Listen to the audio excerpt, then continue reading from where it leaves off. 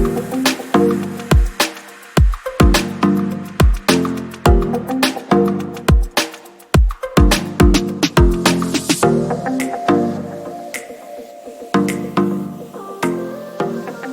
friends, today we can discuss a condition called Empyema.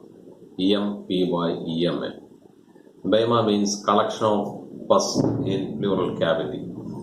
We have discussed empyema in previous classes of pleural effusion. In the nature of fluid or nature of collecting fluid. The second category is purulent fluid, collection of purulent fluid in pleural cavity. So, empyema means collection of pus in pleural cavity. And this pus may be present freely in the pleural space, or it may be loculated, can be seen freely moving or even seen as loculated. Then maybe acute or chronic. And emphysema extending or presenting for more than 3 months of duration can be considered as chronic emphysema. And the etiological factors we have discussed in pleural effusion classes. You just go through the link and check the etiological factors.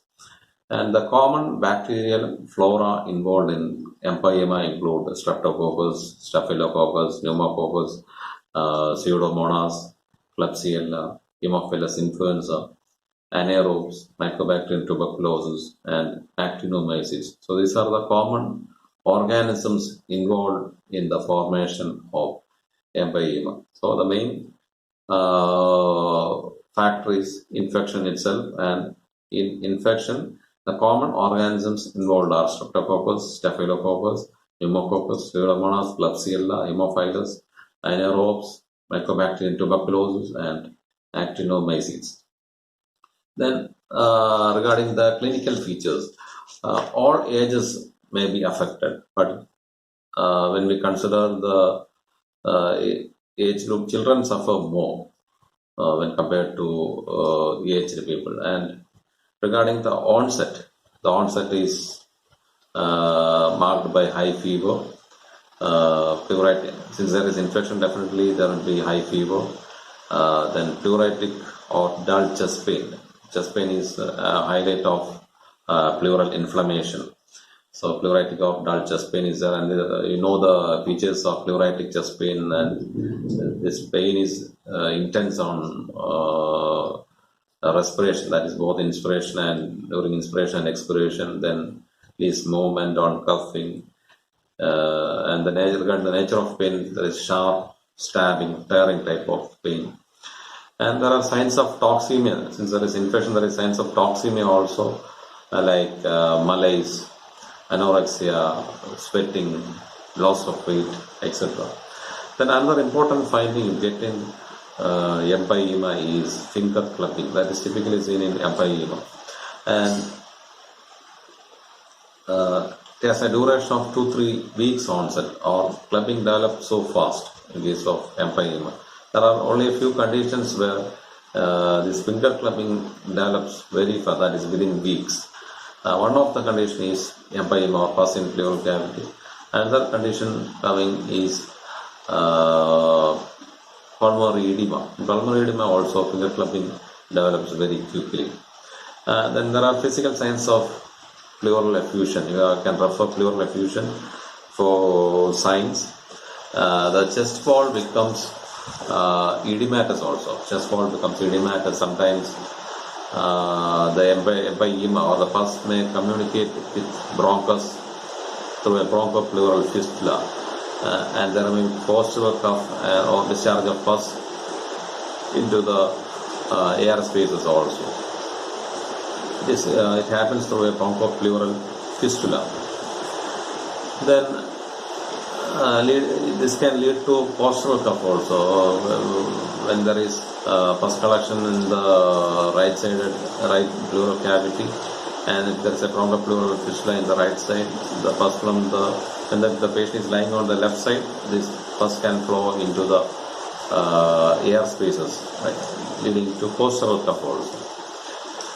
Then the pus may point on the surface of chest wall also, leading to a condition called empyema necessitans. I'm writing it up.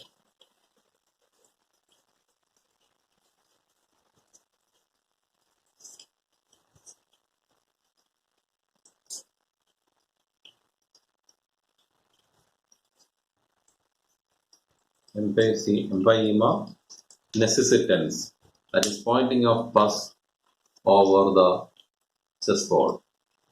Pointing of pus over chest wall is otherwise called empyema necessitans.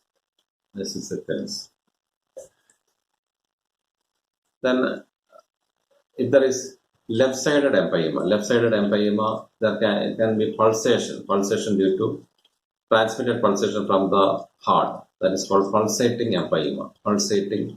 Otherwise called pulsating empyema. It happens in left-sided empyema. Then, when we do radiological examination, it is similar to that of pleural effusion. That is, you will get opacity, and the features of or the radiological findings we have discussed in the pleural effusion classes. Basically, there will be homogeneous opacity pertaining to the side affected with curved upper border when you consider the normal lung tissue.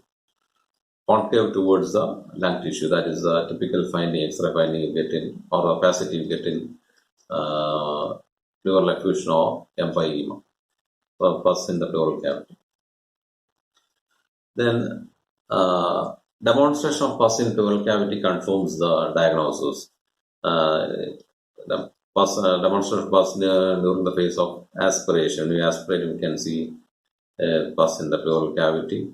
And the leukocyte, when you do the leukocyte or total leukocyte count, it may rise up to 15,000 to 20,000 per cubic millimeter.